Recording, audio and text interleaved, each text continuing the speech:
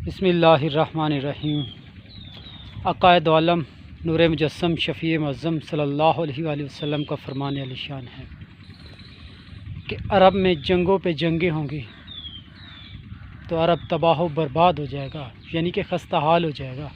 तो अल्लाह पाक गैर अरब कौम में से एक कौम को उठाकर खड़ा कर देगा जिनके असला बेहतर होगा और जिनकी फ़ौज बरतर होगी। अल्लाह पाक उनके ज़रिए दीन हक़ के अहया और मिल्लत इस्लामिया की निशात सानिया का सबब बनेगा।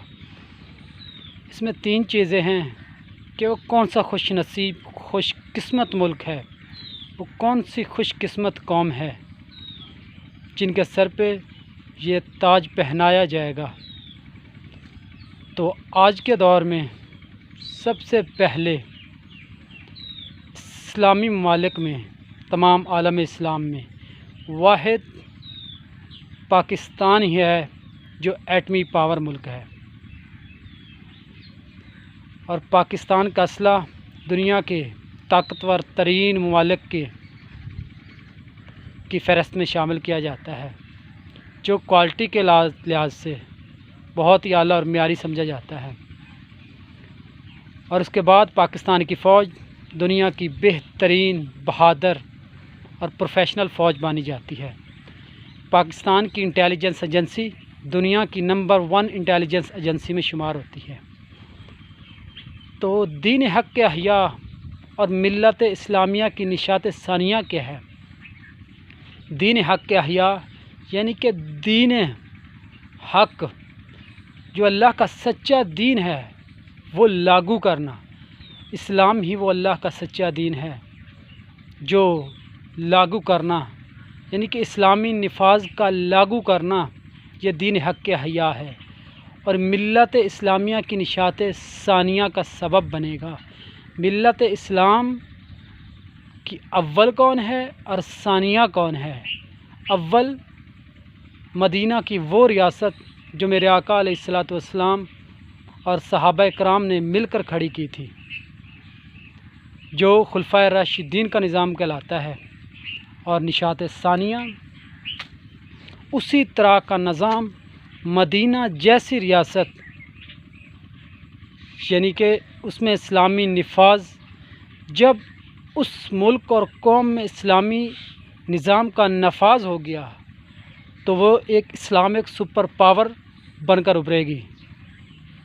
तो पाकिस्तान इंशाअल्लाह वो सेहरा अपने सर पर सजाएगा।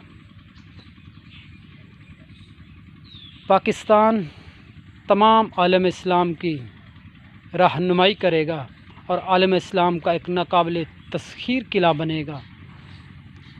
क्योंकि पाकिस्तान ही वो मुल्क है जिसके बारे में मेरे आका अलैहिस्सलातु वस्सलाम ने पेशन गोई फरमाई थी।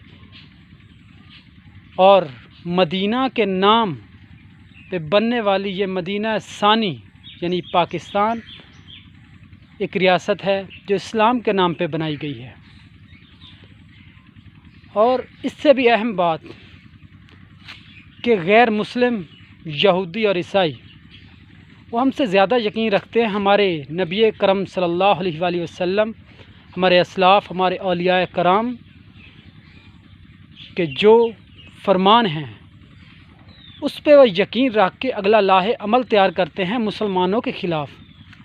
लेकिन अफसोस कि हम मुसलमान अपने असलाफ़, अपने नबी करम सल्लल्लाहु अलैहि वसल्लम और औलिया कराम की बातों पे उतना यकीन नहीं रखते।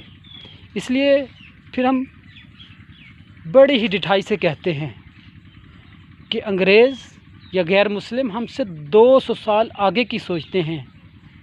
तो क्या वो अब हमारे असलाफ़, हमारे ही औलिया कराम की बातों पे यकीन रख के अगला लाहे अमल तैयार करते हैं?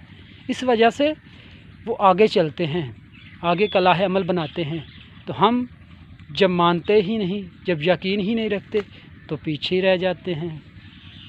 इसलिए अब हमें कोशिश करनी चाहिए, मेहनत करनी चाहिए कि हम यानी कि अपने मुल्क और कौम की खातिर कुछ करें।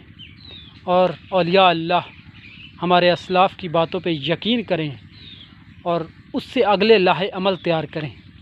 वाखिरु दावाना अनिल हम्दुलिल्लाहि रब्बिल आलमीन।